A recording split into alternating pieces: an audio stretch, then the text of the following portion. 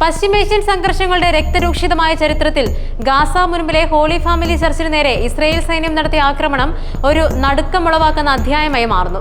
കേവലം ഒരു സൈനിക നീക്കം എന്നതിലുപരി സാധാരണക്കാരുടെയും അഭയാർത്ഥികളുടെയും പുണ്യസ്ഥലങ്ങളുടെയും സുരക്ഷിതത്വത്തെക്കുറിച്ചുള്ള അടിസ്ഥാന ചോദ്യങ്ങൾ ഈ സംഭവം ഉയർത്തുന്നുണ്ട്.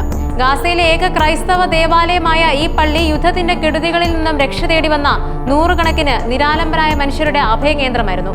ഈ ആക്രമണം ഒരു അബദ്ധമായിരുന്നുവെന്ന് ഇസ്രായേൽ പ്രധാനമന്ത്രി ബെഞ്ചമിൻ നെതന്യാഹു പിന്നീട് സമ്മതിച്ചെങ്കിലും അത് വരുത്തിയ നാശനഷ്ടങ്ങളും മാനസികാഘാതങ്ങളും ഇസ്രായേലിന്റെ അന്താരാഷ്ട്ര പ്രതിച്ഛായയ്ക്ക് ഏൽപ്പിച്ച ആഘാതവും എളുപ്പത്തിൽ മാഞ്ഞു പോകുന്ന ഒന്നായിരുന്നില്ല.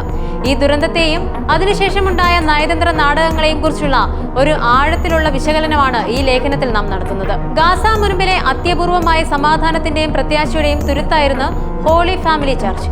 ഈ ഭൂപ്രദേശത്തെ ഏക കത്തോലിക്ക ദേവാലയം എന്ന നിലയിൽ ചുരുക്കം ചില ക്രൈസ്തവ സമൂഹത്തിന്റെ ആരാധനാ കേന്ദ്രം എന്നതിലുപരി തുടർച്ചയായുള്ള സംഘർഷങ്ങളിൽ നിന്നും രക്ഷ തേടിയെത്തുന്ന ആയിരക്കണക്കിന് മനുഷ്യർക്ക് ഇത് അഭയവും ആശ്വാസവും നൽകി.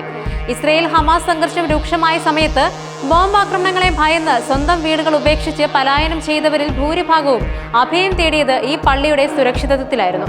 ആക്രമണം നടന്ന ദിവസം ഏകദേശം 600ഓളം കുടിയിറക്കപ്പെട്ട മനുഷ്യർ അവിടെ ഉണ്ടായിരുന്നു.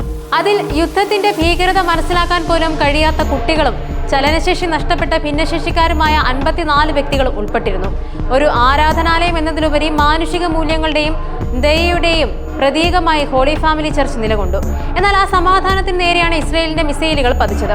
പള്ളിയുടെ ചുറ്റുമതിലുകളും സമുച്ചയത്തിന്റെ വലിയൊരു ഭാഗവും ആക്രമണത്തിൽ പൂർണ്ണമായും തകർന്നു. ആ പള്ളിയിൽ അഭയം തേടിയവർക്ക് മേൽ ഇരുട്ടിന്റെ ഭീകരത പടർന്നു. ഭയവും നിസ്സഹായതയും നിറഞ്ഞ നിമിഷങ്ങൾ. ഇത് കേവലം ഒരു കെട്ടിടത്തിന് നേരെയുള്ള ആക്രമണമായിരുന്നില്ല, മറിച്ച് യുദ്ധത്തിന്റെ യാതനകൾക്കിടയിൽ സമാധാനവും സുരക്ഷിതത്വവും തേടിയ മനുഷ്യരുടെ അവസാന പ്രതീക്ഷയ്ക്ക് മേലുള്ള പ്രഹരമായിരുന്നു. ഈ ആക്രമണത്തിന്റെ വാർത്തകൾ ലോകമെമ്പാടുമുള്ള മാധ്യമങ്ങളിൽ നിറഞ്ഞു നിന്നു. ക്രൈസ്തവ സമൂഹത്തെയും മനുഷ്യാവകാശ സംഘടനകളെയും ഇത് പ്രകോപിപ്പിച്ചു. അമേരിക്ക ഉൾപ്പെടെയുള്ള ഇസ്രായേലിന്റെ ഏറ്റവും അടുത്ത സഖ്യരാഷ്ട്രങ്ങൾക്കും ഈ നടപടിയെ ന്യായീകരിക്കാൻ കഴിഞ്ഞില്ല. അമേരിക്കൻ പ്രസിഡന്റ് ഡൊണാൾഡ് ട്രംപ് ഈ സംഭവത്തിൽ അതൃപ്തി രേഖപ്പെടുത്തിക്കൊണ്ട് ഇസ്രായേൽ പ്രധാനമന്ത്രി ബെഞ്ചമിൻ നെതന്യാഹുവുമായി നേരിട്ട് ഫോണിൽ സംസാരിച്ചു.